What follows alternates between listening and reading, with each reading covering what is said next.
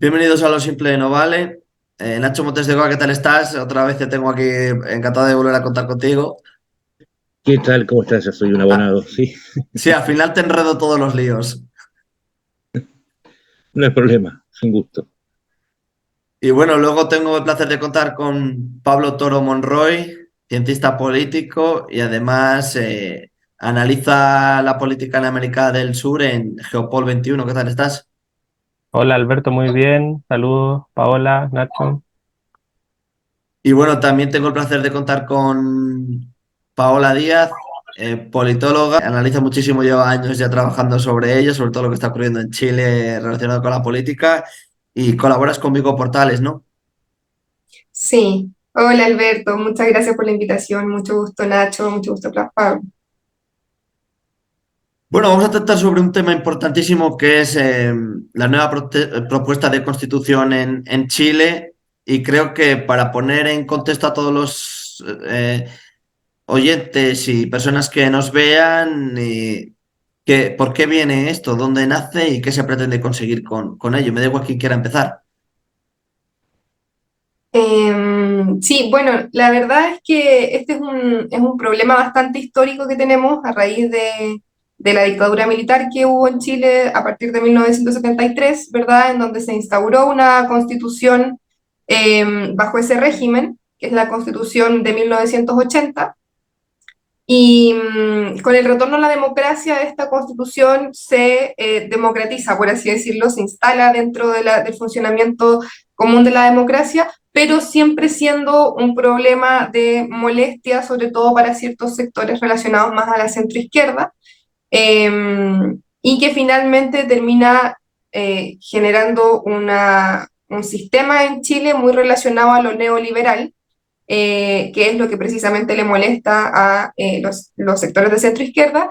Y finalmente, con el estallido social que ocurrió en 2018, muchas de las demandas que salían dentro de ese estallido social, un cierto sector las capitalizó dentro del debate constitucional, apuntando a la Constitución como la responsable de todos estos problemas sociales relacionados principalmente con los derechos fundamentales.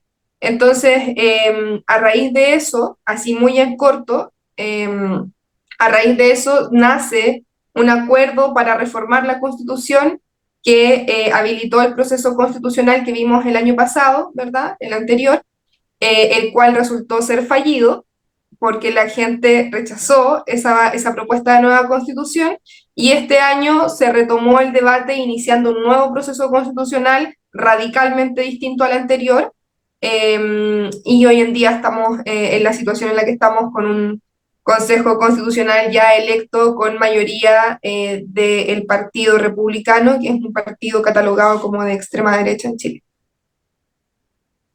Claro, Claro, tenemos ahí el vaivén de la política también que se ha entrecruzado con todo el proceso constitucional.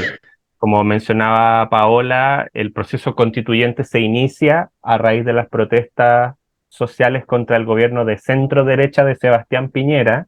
Él es finalmente el que tiene que ceder esta constitución que su sector considera que le ha dado estabilidad al país, progreso económico, etcétera. Ocurre el primer plebiscito, gana el apruebo casi por 80%, siempre en un voto muy de protesta al gobierno incumbente, al gobierno de turno. El proceso constitucional inicia durante el gobierno de Sebastián Piñera, pero finaliza el primero en el gobierno de Gabriel Boric. Tenemos el plebiscito constitucional para ver si se aprueba la propuesta redactada por la Convención Constitucional y gana el rechazo nuevamente en un voto, yo interpreto, de protesta al gobierno incumbente. La gente votó más bien rechazo. Sí, hubo una campaña mediática y el texto quizás no se ajustó a lo que el votante mediano del país esperaba, pero también mucho del rechazo fue un voto de protesta a un inicio del gobierno un poco complicado para Gabriel Boric. Y eso tiene un Mm. corolario, ¿no? Este año nuevamente con la victoria del Partido Republicano, que podríamos considerarlo como la verdadera antítesis del gobierno de Gabriel Boric. Entonces, estamos viviendo una situación compleja en lo económico, en temas de seguridad ciudadana, y el electorado nuevamente vuelve a pasarle cuentas al gobierno de turno, votando quizás por los candidatos más distintos a los que podría haber apoyado el gobierno actual. Sí, yo desde mi perspectiva de quien sigue el proceso político de Chile y desde afuera, también me da la impresión que el apruebo buscaba un cambio constitucional que no derrapara a un punto tan extremo como alguna de las propuestas, sobre todo las vinculadas con la propiedad y el lugar que se le daba a las minorías indígenas, a los mapuches en particular, en el marco de una convulsión bastante importante en el sur. Entonces, en el contexto me parece que también lo que se expresó es, ok, la constitución de Pinochet hay que cambiarla porque quedó fuera de época, porque respondía a otro tipo de necesidades y a otro tipo de sociedad, pero tampoco es un regreso a, y ahí me parece que también prima mucho la historia, a los postulados de la época de Allende. Me parece que en algún punto, con este proceso de salida de la dictadura de Pinochet, en donde se trató de tapar las evidentes faltas a los derechos humanos, también se postergó un debate, perdón, se postergó un debate histórico y que quedó pendiente, que es cómo se dirime finalmente esta discusión entre derecha e izquierda en Chile. Y me parece que hizo eclosión en este proceso de elección constitucional. Es una mirada que yo tengo desde afuera y que no sé si ustedes la comparten. Sí, sí, o sea, yo creo que, claro, efectivamente hay un tema en Chile relacionado a lo que es como mm, como los postulados de la dictadura y los postulados de la época previa a la dictadura, en específico el gobierno de Allende. Sin embargo, yo creo que, claro, la constitución que se propuso por la Convención Constitucional, que fue el proceso anterior, fue una constitución que quizás iba un poco más allá incluso que los postulados de Allende, porque era una constitución demasiado progresista. Absolutamente. Eh, era una constitución que, claro, tomaba evidentemente algunos elementos de lo que era la UP en su momento, pero también muchos elementos nuevos relacionados al medio ambiente, relacionados a los pueblos indígenas, que evidentemente quizás no hallaron demasiado arraigo en la sociedad. Entonces, claro, es un poco de todo en realidad.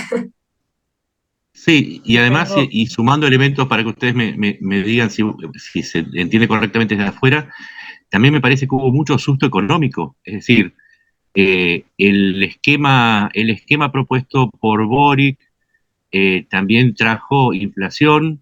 Después de la pandemia se aceleró la pérdida de crecimiento económico, no voy a decir la debacle económica porque no llegó a ese punto, pero sí tuvo un impacto, más allá de la constituyente, tuvo un impacto el programa económico de Boric, y de alguna manera de las protestas por el aumento en el metro, hubo bueno, está bien, protestamos, pero ¿cuáles son las consecuencias? Y creo yo desde los números que vi, las zonas, cómo se votó, me da la impresión que hubo algo de terror económico por hasta qué punto las reformas estaban acelerando a un punto en el que afectaban al bolsillo de los individuos. yo tengo una visión respecto Es cierto que el proceso constituyente se está dando en el marco de la conmemoración de los 50 años del golpe de Estado. Eso indudablemente reabre la discusión, abre heridas, a lo mejor reabre otras que claro, en el vaivén de la discusión política van a estar presentes. Vamos a tener precisamente una conmemoración de los 50 años del golpe de Estado,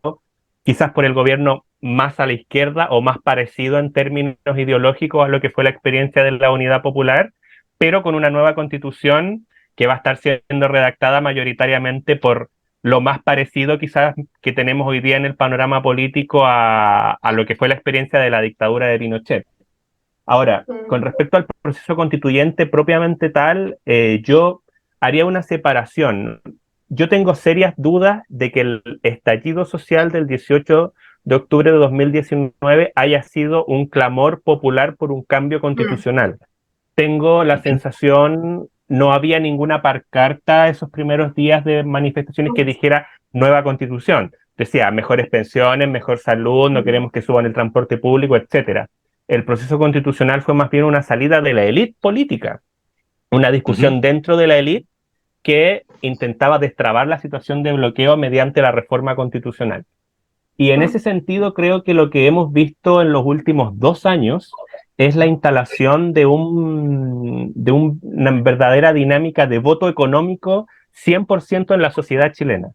Es decir, la gente pensó que con Piñera iba a tener crecimiento económico, más trabajo en 2 ocasiones, porque fue presidente 2 veces. Eso no ocurrió, protestaron contra él y votaron a prueba una nueva constitución donde ellos pensaron que iban a estar mejor materialmente. Esto se extendió hacia las elecciones de constituyente, municipales, la presidencial. Gana Boric y al poco andar, tanto por factores internos como también externos, la gente se da cuenta de que no está mejor y nuevamente el voto económico coyuntural se instala en el país. Un solo dato para terminar. Antes se hablaba de que Chile tenía un comportamiento electoral más estable y, por ejemplo, la zona del norte del país, la zona minera, históricamente fue un voto favorable a la izquierda. De hecho, quedan resabios todavía. El Partido Comunista todavía elige senadores por la región de Coquimbo, el norte más cercano al centro del país. Pero hoy día, a propósito de la crisis migratoria, el norte se volcó totalmente al voto del Partido Republicano. Entonces, las viejas estructuras de clase que podían explicar el voto, o incluso la posición que los individuos hayan tenido para el plebiscito del sí y el no del 88, hoy día se ven diluidas por la contingencia más dura. La migración, los problemas económicos que mencionaba Nacho y los problemas de seguridad pública. Entonces me parece que ahí estamos viendo una transformación del electorado chileno que se ha expresado en lo que el mismo presidente Boric denominó el péndulo. Hace 2 años tuvimos las elecciones quizás más a la izquierda que había tenido el país en la historia democrática reciente, y el pasado domingo tuvimos las elecciones más a la derecha también del mismo periodo. Sí, y desde el periodo de la concertación, en donde había como unas posturas medias que competían con el pinochetismo, pasamos a un escenario de izquierda-derecha mucho más parecido. En ese sentido, me da la impresión que, como vos decís, se latinoamericanizó, en el sentido que se polariza entre una derecha y una izquierda en lugar de correr por carriles del medio. Y en ese sentido lo decía que las protestas, si bien pueden no influir, sí pueden expresar cierta, por decirlo, desazón social respecto a cómo pararse frente a los cambios y frente a una crisis, porque toda crisis implica un momento de cambio. Entonces, en ese sentido me parece como que se ha latinoamericanizado entre derecha e izquierda, abandonando un escenario que era mucho más cómodo para las fuerzas políticas, que era el de la concertación versus el pasado, por decirlo de alguna manera. Sí, o sea, mira, en realidad hay hartas cosas que aquí me llaman la atención. Primero, el hecho de que en realidad, claro, la crisis económica que se está viviendo en Chile genera cierto temor. Sin embargo, el gobierno de turno ha sabido manejar bastante bien la crisis económica, y de hecho los últimos números relacionados a la inflación, ¿verdad? A la inversión extranjera, etcétera, han estado al alza durante el gobierno de Boric. Sin embargo, efectivamente, esta sensación de inestabilidad económica hace que muchas veces la gente sea un poco más conservadora en las decisiones que toma a nivel electoral, en el sentido como de no queremos empezar a cambiar las cosas ahora porque estamos en una crisis, o sea, no tenemos como la estabilidad necesaria para implementar ciertos cambios. Y por otro lado, yo siempre he hecho la analogía relacionada a Chile, de que en Chile tenemos como traumas cruzados en el clivaje dictadura-democracia, por así decirlo, izquierda-derecha, en el sentido de que hay un fuerte sentimiento en contra de la dictadura, ¿verdad? En contra un poco del sistema que tenemos hoy en día, sobre todo relacionado a la defensa de los derechos fundamentales. Sin embargo, también existe un fuerte anticomunismo y como evitanza, también pensando como en en el sistema que teníamos antes de la dictadura militar. Entonces, todas estas cosas hacen que muchas veces la gente vaya en este vaivén, ¿verdad? De izquierda a derecha constantemente, pero evidentemente somos una sociedad que tiende mucho al orden. Entonces, evidentemente, cuando las cosas se desestabilizan un poco, queremos volver al orden de forma rápida y eso hace que todos estos procesos los procesos de cambio se vuelvan mucho, mucho más complejos. ¿Y cómo interpretan ustedes que aún a pesar de que había cierta urgencia y algunos casos de terror por el avance de la izquierda o la derecha, lo que fuese, el alto nivel de voto en blanco y de ausentismo? ¿Cómo se explicaría esto? Eh, nosotros, como para despejar esa variable, porque se ha mencionado mucho el 17% de votos nulos que existió en la elección del domingo con voto obligatorio, nosotros tuvimos 10 años con voto voluntario en el sistema electoral chileno, donde las cuotas de abstención oscilaban entre el 60 y el 40% de abstención del proceso político. Hemos vivido un periodo de mucha desafección con la política, eso es un dato a la causa. Y en general, muchos estudiosos del abstencionismo electoral en Chile han sostenido que no hay que alarmarse por este 17% de votos nulos porque en general lo que pasa cuando se hace ingresar un poco a la fuerza a electores que estuvieron 10 años fuera absteniéndose de votar y ahora se les hace concurrir obligatoriamente, hace 2 elecciones que tenemos voto obligatorio, tienen que ir a votar, no han estado interesados en política. Era una elección complicada ya de los procedimientos, del proceso constituyente. No era como el plebiscito anterior, que era apruebo o rechazo, sino habían listas, candidatos poco conocidos. Entonces, en verdad se explica por eso. No hay en ese 17% un voto de protesta o de impugnación al sistema, desde mi punto de vista, como algunos han tratado de levantar, que ahí habría un grupo organizado que podría levantarse tanto por derecha o por izquierda. Ahora, con respecto al comportamiento de los chilenos, yo creo que los chilenos y en general muchas encuestas muestran que cuando se les pregunta a las personas en qué sector se identifica, si en la izquierda, en la derecha o en el centro, la mayoría de los chilenos dice que se considera de centro.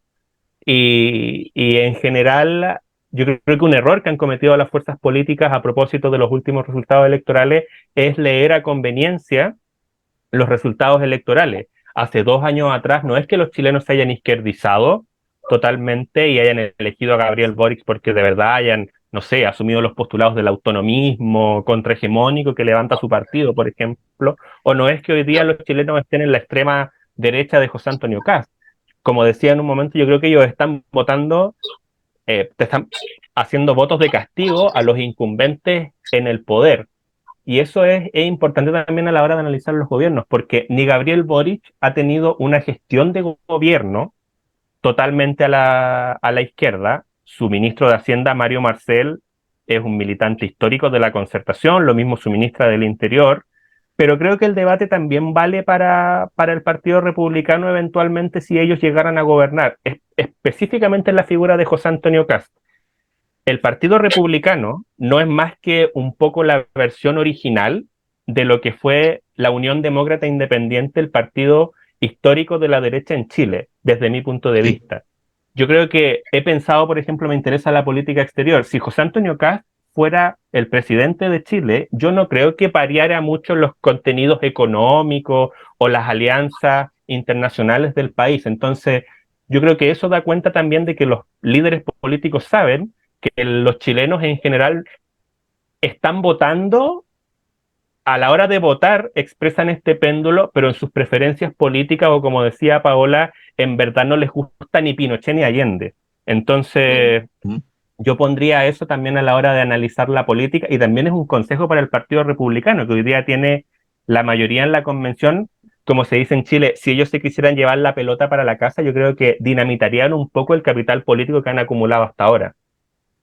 Sí, totalmente. En política exterior, Boric no es muy diferente a lo que hubiera hecho Kast en el sentido de la condena a Venezuela o la postura frente a la guerra en Ucrania. Claro, ni Kast o Ricardo Lagos, por ejemplo. Claro. Totalmente. Claro. Sí, respecto de los votos nulos y blancos, yo creo que también me gustaría sumar un elemento súper importante y es que toda esta masa de gente que no estaba acostumbrada a votar, también es una masa de gente que tiene muy poca educación cívica, muy poca educación electoral. Entonces, muchos de ellos pensaron que, por ejemplo, había que votar por un candidato por lista. Y eso evidentemente se traduce en un voto nulo. Entonces, Claro. estaba Por la muteado, Pablo. paridad votaban por un hombre y por una mujer, como es un sistema paritario, pero pensaban que tenían que votar por un hombre y por una mujer y el voto también queda nulo.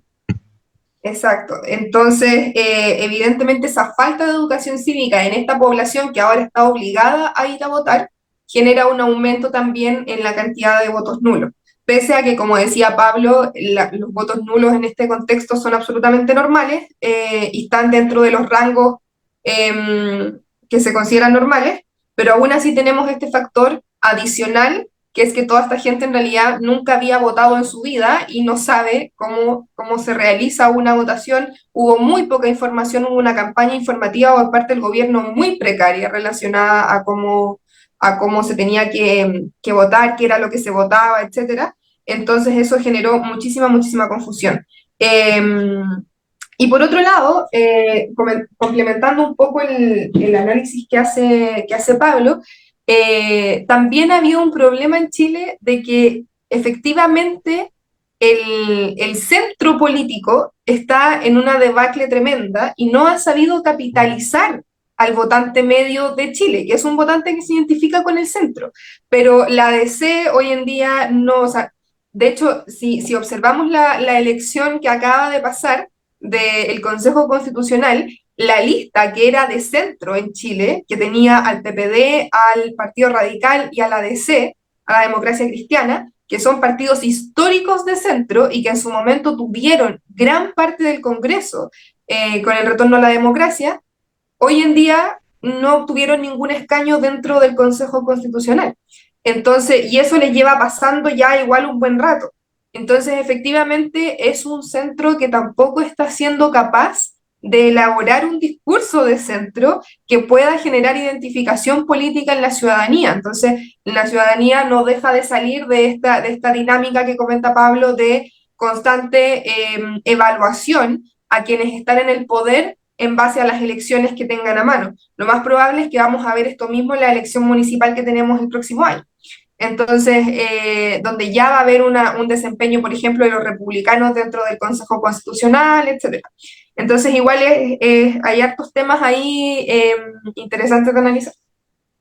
Y ahora yo les pregunto, entonces, si la mayor parte de los votantes son del centro, si la derecha y la centroderecha seguramente tomaron nota del derrape hacia la izquierda que no resulta agradable al electorado, y si depende más que nada del bolsillo o del bienestar o la sensación de bienestar, ¿qué perspectivas tiene entonces la votación de diciembre? ¿Se va a llegar a una votación más vinculada a lo económico o tiene que ver con lo que los especialistas presenten como propuesta de la Constitución? ¿Por dónde pasa?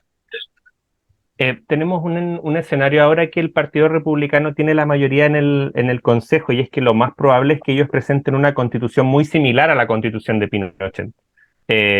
Yo creo que ellos lo que van a hacer en su lógica de que son el partido ganador, van a proponer una constitución un poquitito más a la izquierda que la constitución de Pinochet, pero van a hacer un llamado a la población a decidir, no van a hacer un llamado ni a votar a favor o en contra.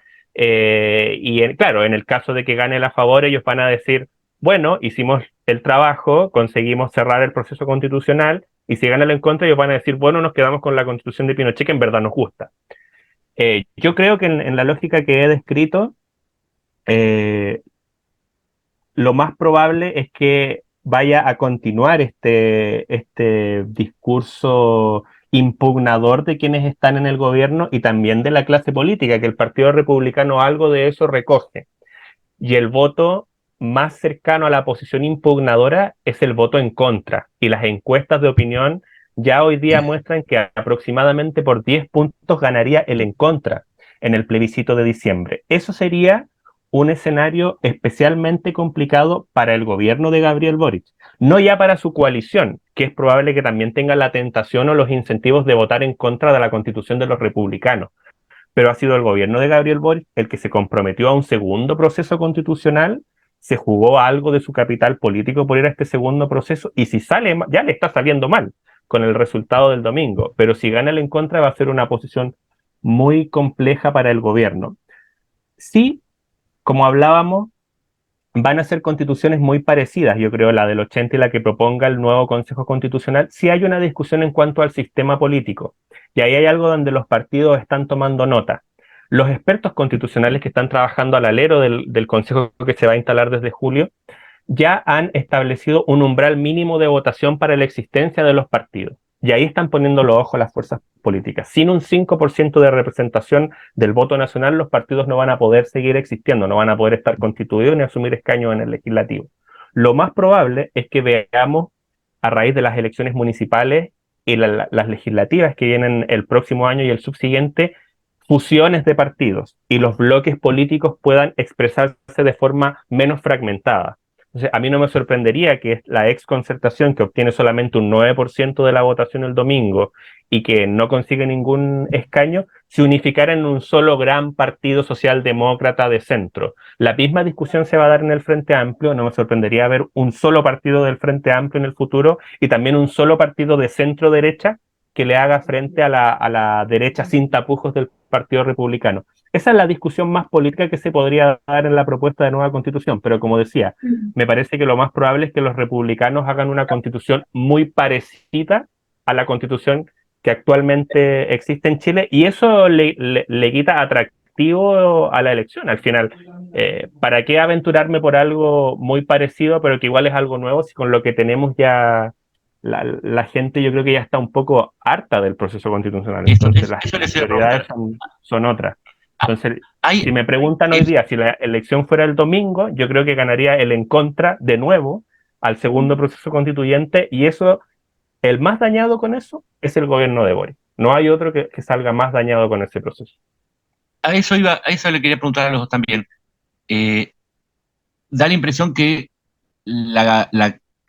digamos, los políticos están en un universo cada vez más separado de la población. Por eso preguntaba si se expresaba ese 20% hasta un desinterés, hasta un, bueno, es algo que va a suceder de todas maneras, como ustedes decían, los cambios van a suceder, no me involucro. ¿Hay un divorcio entre clase política en general y el promedio de la población? Sí, definitivamente. O sea, la respuesta a esa pregunta es sí. Pero antes que eso, complementando un poquito lo que decía Pablo, lo que pasa con el Partido Republicano es que su discurso tampoco favorece al proceso constitucional, porque ellos resultaron ganadores e inmediatamente salieron a decir, bueno, en realidad nosotros nunca pedimos este proceso, nosotros no queremos una nueva constitución, nos toca escribir una nueva, sí, pero en realidad a nosotros nos parece que la constitución que tenemos hoy en día es buena. Entonces, evidentemente, eso le resta absoluta como sentido al